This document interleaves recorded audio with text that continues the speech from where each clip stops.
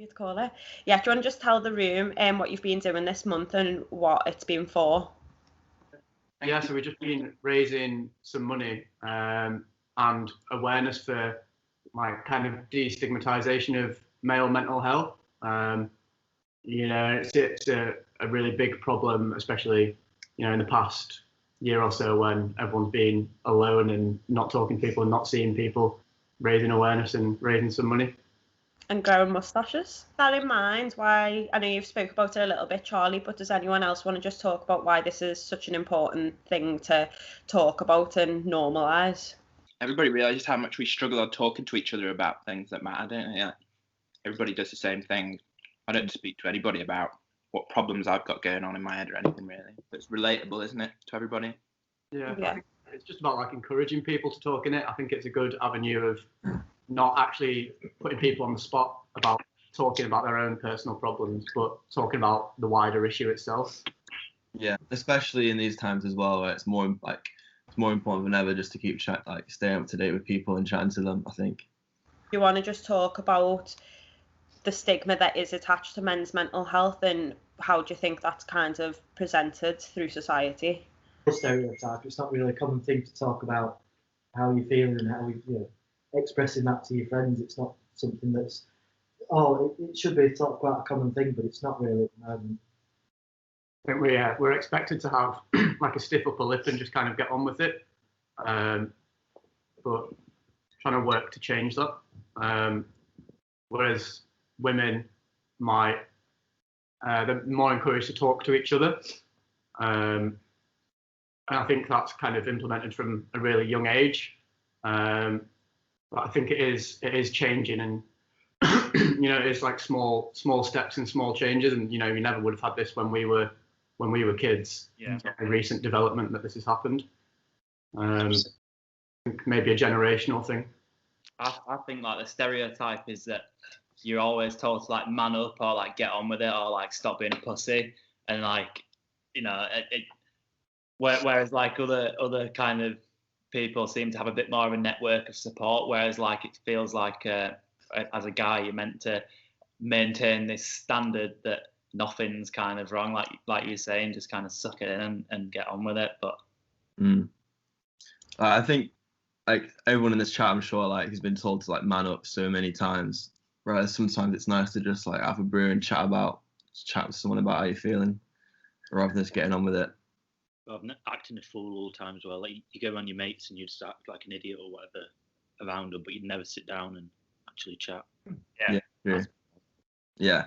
That's almost like I guess to some people that's almost their way of like expressing themselves as well, maybe. Like getting that sort of like a defense mode into it. Yeah, exactly. By just like getting pissed and doing stupid things. Yeah. I think a lot of it comes from not wanting to burden your mates or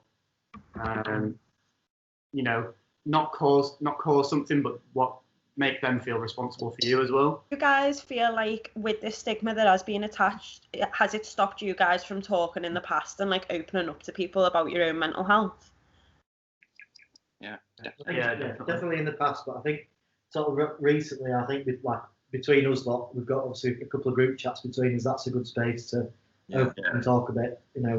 Stuff that you wouldn't talk if don't feel confident about talking face to face. It's good. It's good sort of avenue to speak to other people about. I think we are lucky, all of us, that we have like quite a strong network of friends that have all kind of experienced it in some way or another over the past few years, and they're all kind of comfortable around each other to chat if we need to. But obviously, it's just about us. It's about like everyone else and making sure that everyone else feels that way about their own friend group stuff. And obviously, being a lad, there's some nasty lads about, and I can see in some friend groups that I've met over the years, like why you wouldn't want to talk to your mates because they're just dickheads.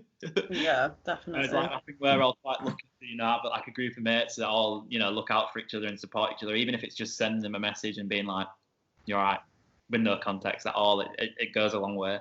Yeah, definitely. Yeah, I don't know whether this is something that you guys find as well, but I feel like the older we get and like the more life experience we get, it gets a lot easier to talk about it. Like I feel like teenagers who are probably like 15, 16 now are just at the brink of even understanding that mental health is a thing for everyone. And I was the same when I was 16, but I feel like the older you get, the more that you do tend to check in with your mates, kind of thing. Yeah. I think a lot of, especially in our friendship group as well, a lot of kind of peace of mind comes from encouraging your friends to talk even when you know they're not going through stuff, and just kind of backing that up all the time and making sure people are always comfortable to have a conversation, even if, you know, it's not about mental health or, you know, just checking in on people's really helpful. Yeah. You don't necessarily need to say like director, like, how is your mental health? Because that is instantly sometimes like a bit of a trigger to some people, and they'll be like shy away. So I think it's kind of like knowing when to push and when to pull with it, and being able to like get that right balance of, you know, what is right and what is wrong to do, and respect how that person actually might feel in like a, you know, sensitive state of mind. Yeah, it's that thing as well, isn't it? Like, quite a lot of people say like ask twice, because normally when you ask the first time, we just go automatically into, yeah, I'm all right. And then it's like, no, but how are you really, like, kind of thing. Feel like when you were at school / college / uni, there was enough education and support on mental health, or do you think that this needs to improve? Definitely needs to improve. Definitely needs to improve. Yeah, like Ben said, I don't think there was any growing up like in school. It wasn't mentioned once, really. There was bullying, which, like, bullying week and all that you had, but there was never a mental health issue or awareness of it.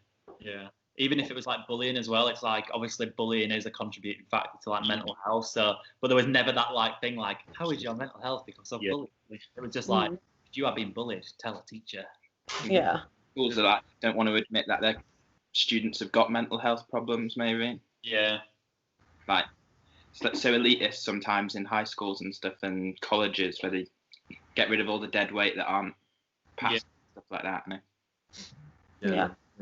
There's like no education, I think, in terms of mental health at school and college. Like, I can't remember having any, maybe a little bit in college actually, but in high school, which is when it's like arguably the most important because you're growing up, I can't remember having any lessons specifically about mental health, or even having it like mentioned in lessons. It's sort of like a very like taboo subject almost. Like I said, maybe it's because the school doesn't want like to be known as having like depressed students or something like that. I don't know. I'm kind of hoping that like it's got a little bit better, like as mental health is being a bit more normalised, but I just wouldn't have a clue, to be honest, whether it gets spoken about anymore. I remember being in college, me like thinking back now, like I don't know, I can never recall a point where like it was openly spoke about. I did Skype tutor a lot though, so.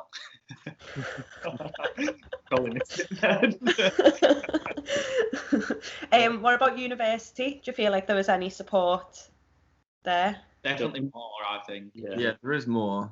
I don't think there's enough, but definitely more. You'd have to go out your way to get it, I think. Yeah, exactly. Like, if I'm starting work in my placement year, there's a lot more openness about it.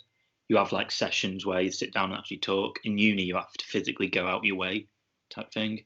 You only get like a certain amount of sessions, I think, when at our uni, didn't you? You got like a few sessions, and then I think you had to start paying for it afterwards or something. Same, you had to go to them. So if you are struggling, you would think like, oh, I'm not gonna bother going to that. I'll just. It wasn't like compulsory. You had to reach out. Not that it needs to be compulsory, but I don't think it was as open as it could have been. Yeah.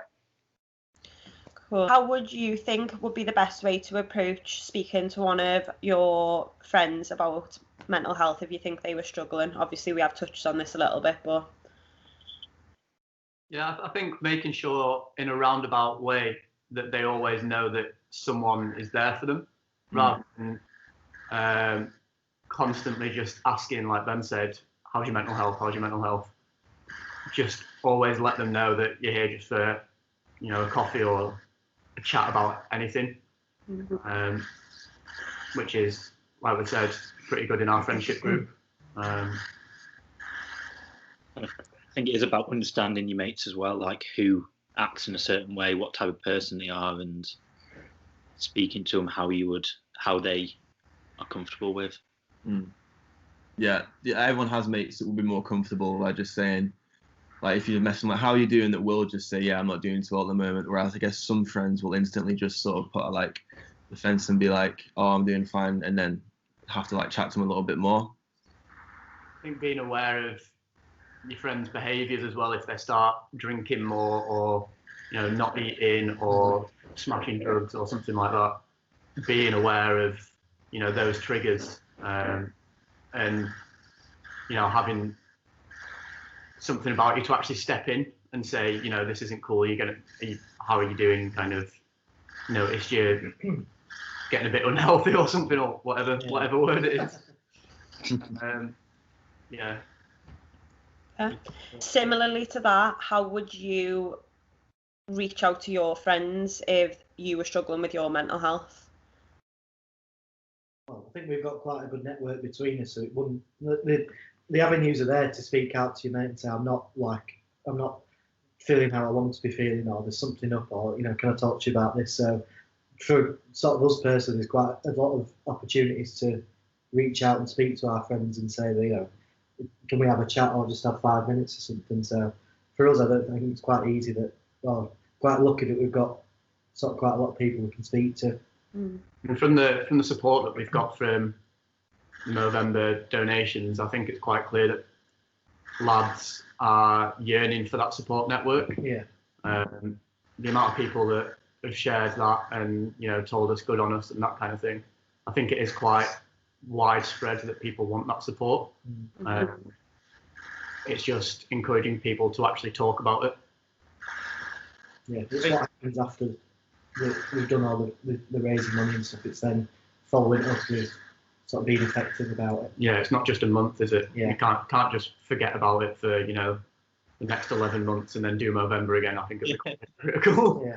But you can tell it matters so much as well, because me and Josh have done Movember now, I think 3 years on the trot, and I've done it I tried, should I say, to do it before that without actually going onto the official app. It was just but I think how that charity itself is evolving as well is really, really pushing it forward, because it's it's not obviously the stigma with charity work is that it's boring, but it puts a really approachable and fun spin on something that is a really serious matter, and drives it forward. And this year, there's so much more stuff you can do digitally, doing running the lads have been doing, obviously just general fundraising, and then you can add different things that you might be doing, a fundraiser gig or stuff like that, and it just opens it up to a whole new world of how you can help, which is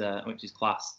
I think that's proper driving it forward, even though it's obviously we'll say it's not just a monthly thing, but Movember as an organisation is smashing it really. But there is obviously other organisations out there, but I think that Movember channels that cash flow into the sorted one, because it's obviously about mental health, and then it's obviously testicular cancer and other little bits that I do work for too.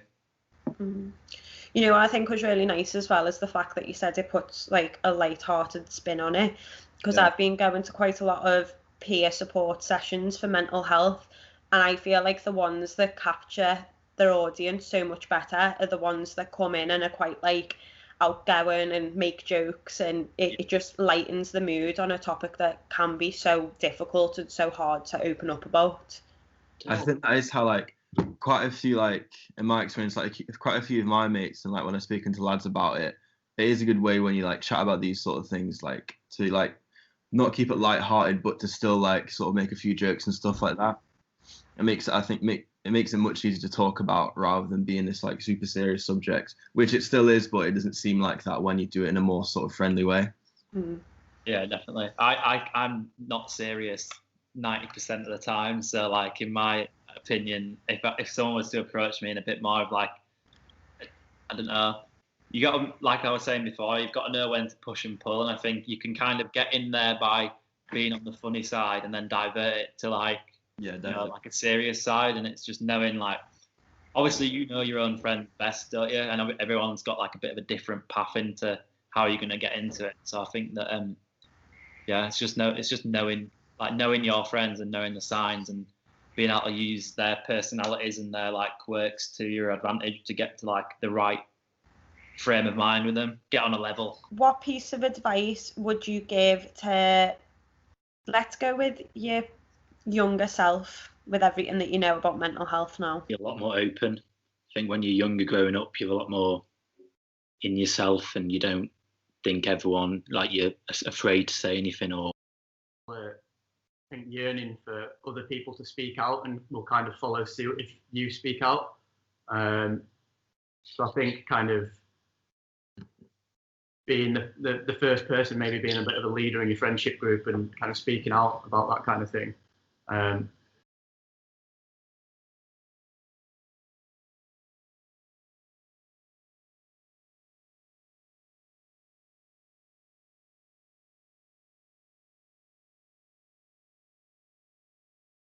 Just give a bit of information on how much money's being raised so far and when it all ends. Yeah, but yeah, we've raised. Well, I guess you can put the link in the. Yeah, 1,165. That's amazing. We originally put it up as £200, and then I think we smashed that within like the first day, and then we put it to 500 and soared past that in a couple of days, and then got to 1,000 other day. Yeah. It's just been then throughout the month then. Yeah. But yeah, it's been fantastic to see the amount of support that we've got from people. People from work, friends, family. It's been amazing to see. A lot of people we wouldn't expect either, sort of outside our sort of friend group. It's sort of reached out quite fast now. So there's a lot of people that I wouldn't expect to get in touch and say, and support. Yeah, I think it's been really useful from those kind of people as well, because that's their way of supporting the cause without actually, being part of the cause. They might not feel comfortable enough to talk about it, but they want to show their support for, destigmatisation of mental health. But yeah. I think when you see as well, like, people's parents and people's nans and grans and stuff like donating, it shows that network's there already. Like, you don't really want to speak to your mum and dad about it, but your mum and dad's just donated, 50 quid to you or whatever. So it shows that they actually do care. And then same with, like you were saying about the wider network of support, we've had like, I don't even know who he is, some guy like donated 100 quid to us the other day, and he's like a friend of a friend and stuff. Like, none of us have ever talked to him before, but like, even the wider network. Media. Saying Ben earlier with, the digital kind of transformation of this, it never would have worked without social media, I don't think. Through word of mouth, you wouldn't have a chance. Yeah. Like when you were at school back in the day and you used to get sponsor sheet, charity. Imagine. I remember going around for like the NSPCC, like knocking on doors on the street, like, do you want to sponsor me? And they'd give me like 2 quid or something. But it just shows what the outreach is just by utilising technology and stuff. And like, I think that is a massive advocate as well. I think mental health can come from social media and stuff, but obviously it's got its and bads, hasn't it? So yeah, cool. I think next year we'll probably just get the little sponsor sheets and go knocking around on people's doors there. Yeah, definitely. So when is it till? What date is it today? It's the 28th. So you've got 2 more days.